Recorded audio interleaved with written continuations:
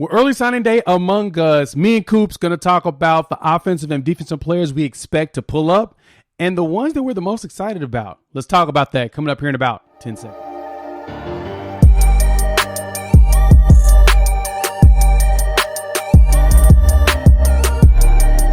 What's good, everybody? It's your boy Jay here with Unfair Sports, talking OU football, college football, and sports in general. Thanks for tuning in to the YouTube channel. If you are new here, hit that like, subscribe, and the bell notification. We're dropping a lot of college football content right now, and of course, a lot on the OU football game, a little bit of Colorado game, and college football in general. And hit that share button. Why? Because sharing is caring. So, in this video, we're going to talk a little bit about the players that we expect to sign on the line, which is dotted on early signing day starting tomorrow, as well as a little bit on some of the players that we are the most excited about. Jump in the comments and let us know what you think.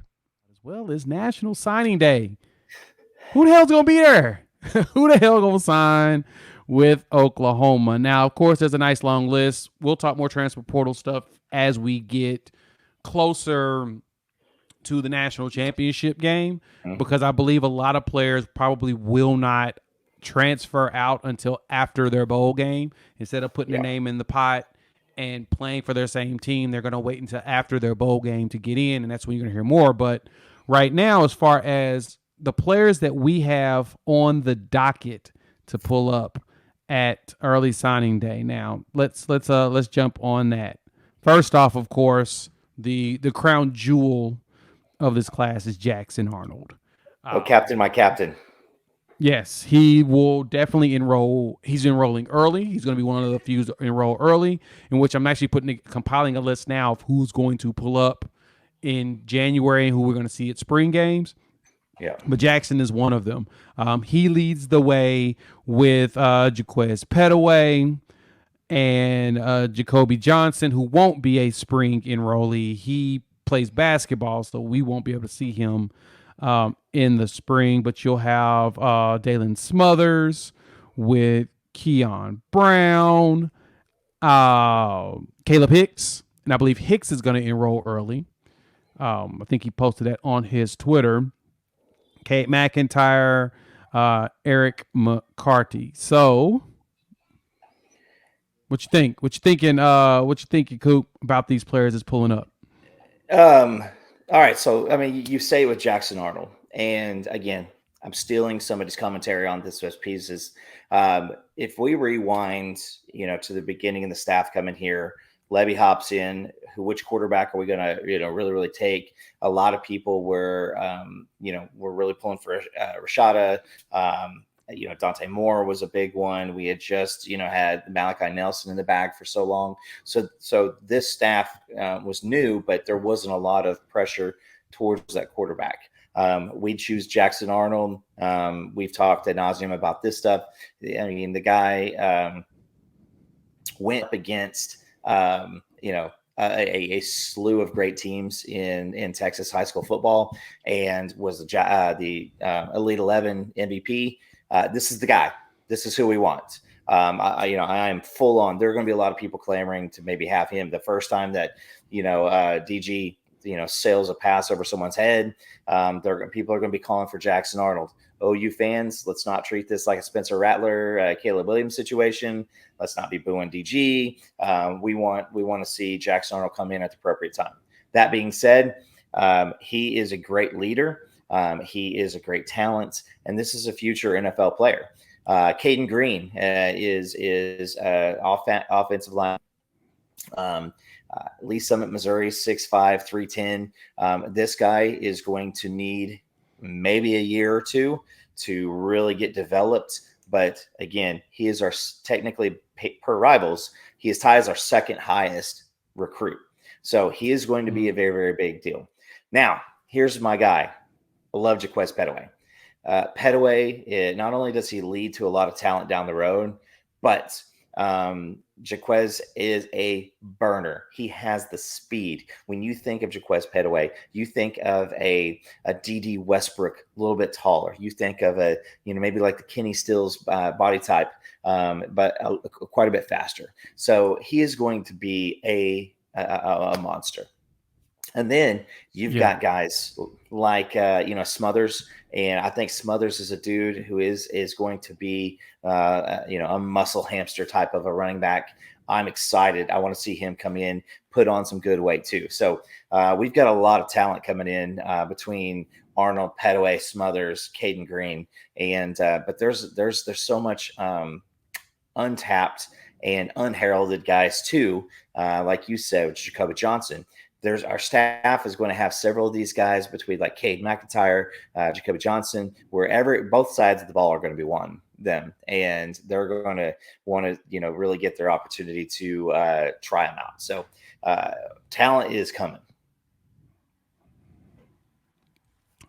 100% agree. And I think, like, as you mentioned with Jaquez Petaway, one of the things that jumped out to me with him is he posted 3 sub 1050s in the 100 as a junior. Yeah.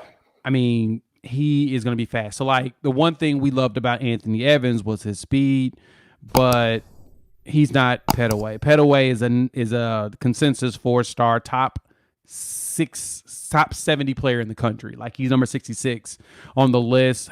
On 24/7 has him listed as 53 in the country, so he's top. And I mean, like, as much as I would miss Anthony Evans, I think we'll be fine with Petaway as well as Keon Brown. We got some wide receivers, and then on top of that, I'm hearing that there's potential for Landon Sides to be added to the roster, and that's going to excite me because Landon comes with Jackson Arnold. They were both over there at Denton Geyer. And if you go watch the highlights, a lot of those highlights that I've even shown of Jackson Arnold was him throwing it to Landon. So you've got a guy that can run the routes, play the play that Jackson wants, and get there. And one really key thing that I thought was pretty interesting about the Jackson Arnold piece is that, of course, Lebby's been recruiting Jackson since he was at Ole Miss. And the moment that now if I'm correct, Jackson had interest in Oklahoma, but Oklahoma did not have interest in him. And so they had Malachi Nelson at the time, and that made sense. But as soon as Lincoln left and Lebby came here, the first phone call he made was to Jackson Arnold and the coach down there at Denton Geyer. Well, Lebby and him work together, and they run the exact same offense that Lebby does. So Denton Geyer runs Oklahoma's offense just with different names and different verbiage. That to me tells you that there's a really good chance that Jackson Arnold could try to pull a Caleb Williams or Trevor Lawrence, whichever you want to call it, and take that starting spot midseason if he's able to adapt to the game fast. If he is, be prepared. We're going to have a lot of controversy, and of course, you're going to have the fans screaming for the backup. Even when Dylan Gabriel does well, he'll throw for 300 yards, and everybody's going to want to see Jackson Arnold. Yeah. Let's be patient. Don't worry, that time's going to come where we will have the new era of him. But from there, what offensive players got you the most excited? The one I didn't mention, Keon Brown. If you don't know the story of Keon Brown showed up from Tallahassee. I think they got a college in Tallahassee, Florida State. That's it. So he shows up. Not very Who we're about to play. Yeah, not very many people knew about him. Keon Brown is a first guy off the bus guy. He is that dude. Look at that guy. That's who he is. And I'm excited because he came into camp with no interest from Oklahoma, no anything like that. He shows up, he balls out, and they're like, nope, you're getting an offer, sir. And he went home, thought about it for the day. He has been linked to a lot of rumors about maybe popping somewhere else, but he has stayed. Keon Brown, 6'3", 190-ish. So again, you think of a CD Lamb, that type of body style. So you match that on one side and Jaquez Petaway along with the stable that we got right now.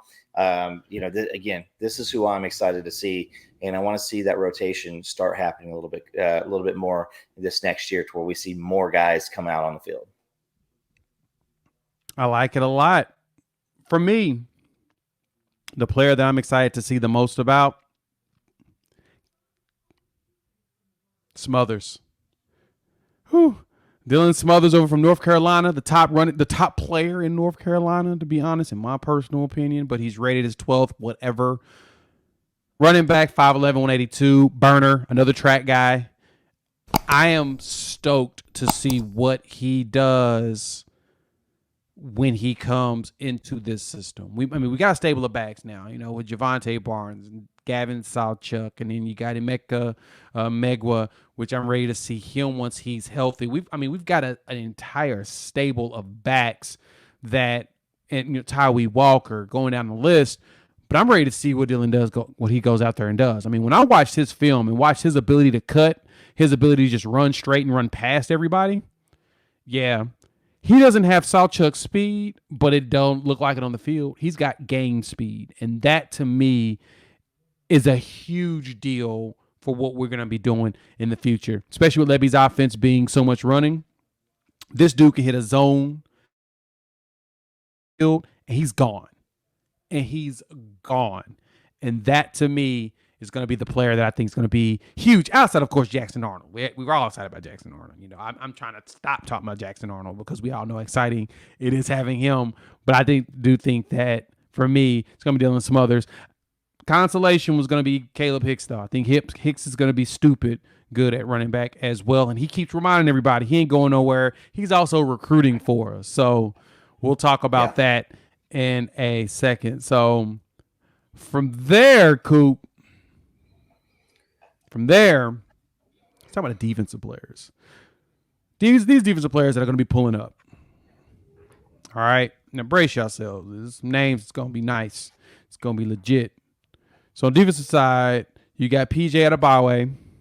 Oh, I forgot to mention Caden Green at offensive tackle. Mm-hmm. My bad, Caden. My bad. You and Heath Uzeda. Heath Uzeda. Yeah, it's lineman. My bad. Overlooked them lineman. They'll be fine. But anyway, defensive side. Talk about defense. We got PJ Adebayo. You've got Makari Seatbelt Vickers. He's going to be a stud. Jacoby Johnson, which I think may end up playing safety. Derek LeBlanc. Lewis Carter. Josiah Wagner. Samuel Omosiago. Omosio. My apologies. Omosio. Kendall Dolby, who's transferring in, but he's part of this class. Phil Picotti. Ashton Sanders, Taylor Wine, as well as Eric McCarty and Cade McIntyre. Now, the defenders. We talked about this before on another video. I had one of our loyal watchers, my man Lester, make mention of this. He was like, hey, seeing it, we're talking about a lot of defensive guys. So with the offensive guys. And we talked about offensive guys first. Defensive side, you see so much because that's what Brent Venables' focus is. He's bringing in his defensive guys. Old regime recruited great offensive dudes. Hell, we had like 3 5-star wide receivers. Now Theo Weiss is gone. But we still got Farouk, still got Mims. You have all of this greatness as far as skills position on the offensive side that you're not too concerned about as much. It's all about those defensive dudes that you got to replace. Offensive line is good. Adding on that offensive line with Caleb Green, you add in Joshua Bates. You throw out Logan Holland, Heath Uzeda. So you add all of these additional pieces on the offensive side that we've always done a really good job of recruiting anyway. DeMarco Murray's been great at recruiting running backs. His running backs are in the NFL right now. You know what I'm saying? So the question was about on that in Brent Venables taking the job was the defense. So the question has always been, what does our defense look like? What kind of defensive players can we bring in? How do we get ourselves to where we have a top 20 defense in the country? And you do that by recruiting these players. And so when I look at this list of players and the one that's coming in, Dave McCullough, he's the newest one to add to the list. And then, of course, you've got the crystal ball right now for Peyton Bowen and then Cecilia Khanna. Those two players looking like they potentially will be becoming Sooners. And then the potential for a flip of David Hicks, which we don't know. Him and Damian Sanford coming. We don't know if it'll happen. It may not. Who knows? But I'll tell you this. This defensive class is going to be stupid. And I'm going to jump right into it on who jumps out the most to me. Keep it a buck. PJ Adebayo. Like, I love Makari Vickers. I think seatbelt was probably the one that I was the highest on coming in. As much as I love everyone else, Vickers was the one that I was really big on. PJ Adebayo is going to be the biggest monster, and I actually think that he may actually start as a freshman. Like I see, I've talked about this numerous times. I see Javon Curse. I see Yeah. Curse with him, Mm-hmm. freak of nature, long wing, 7 foot wingspan, absurdly athletic, fast. Ain't been playing football for that long, and then he walks in here and dominate. Like I was a little perturbed and upset that we couldn't get by Job to go with him. Imagine Adebayo with by Job on the opposite side. It would have been absurd, freakish athletes. And we're still going after some players. I heard we're still going after Quincy Rhodes, who is a freak athlete out of Little Rock, Arkansas. Yep. So we're still going and we're still chasing these players. But man, I think PJ's going to be the dude. Coop, who's the defensive player that jumps out to you the most? I mean, if you say anything outside of PJ, it's just not legit. If you go in, he's dropped his senior tape. So again, we love you guys watching this content right here now. Go look at his senior tape. I mean, there are people saying that it's the best talent out of Kansas City in their lifetime. And again, like you said with Javon Curse, you've got the almost 7 foot wingspan. He doesn't even know what he doesn't know yet. He is playing on pure talent and hasn't had much coaching. And so I'm just 100%. PJ is it.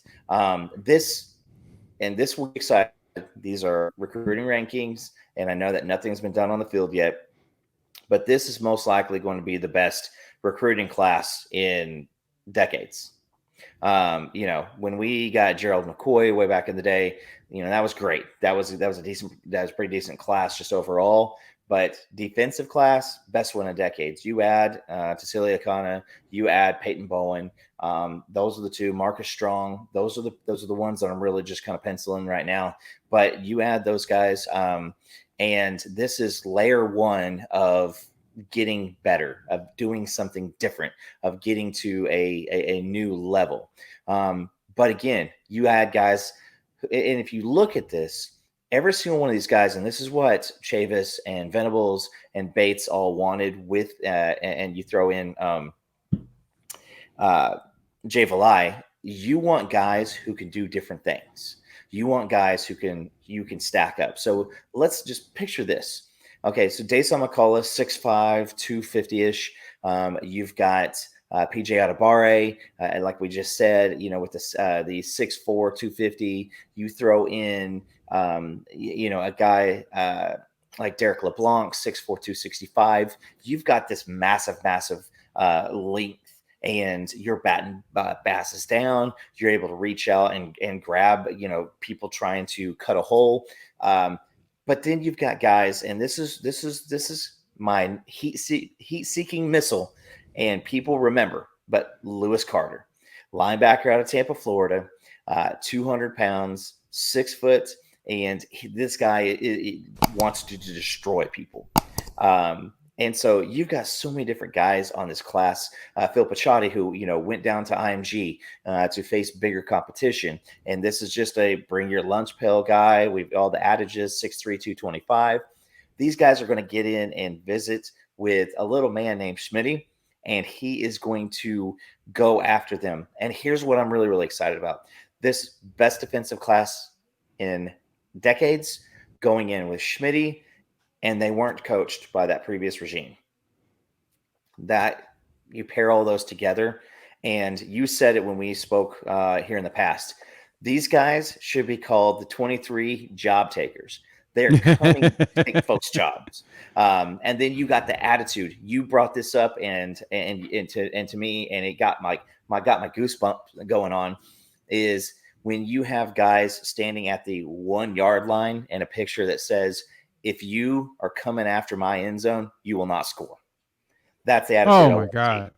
That's that Ashton Sanders, man.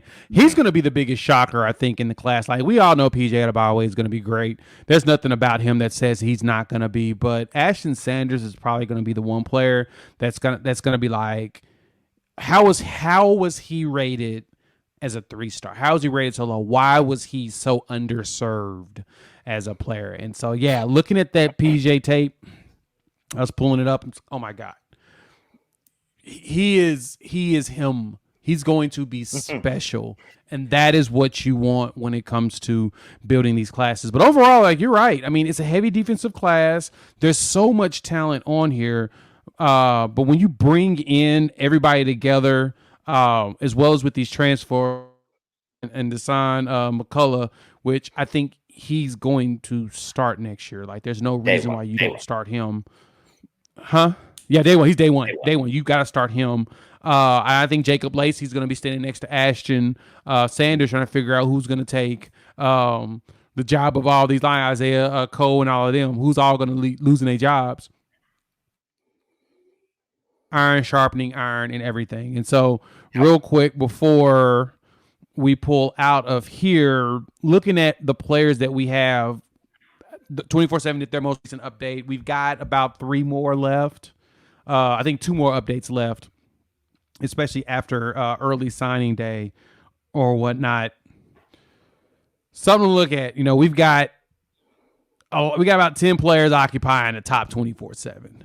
And then we've got 6 targets as well that we're pursuing or whatnot. So, of course, your top players with Jackson Arnold and PJ Adebayo, Quez Petaway, Sammy, what's his last name? Omasigo. Omasigo.